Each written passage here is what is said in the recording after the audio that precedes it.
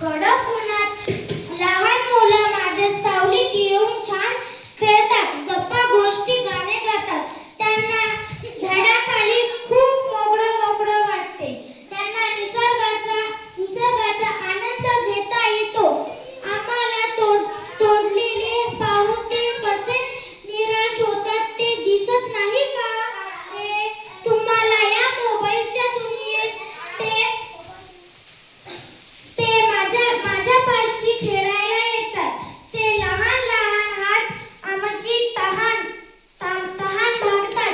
ते खूप काळजी घेतात आणि जीवापाड प्रेम करतात. या चिमुकल्याची तरी काळजी करा रे आणि मला जगू द्या.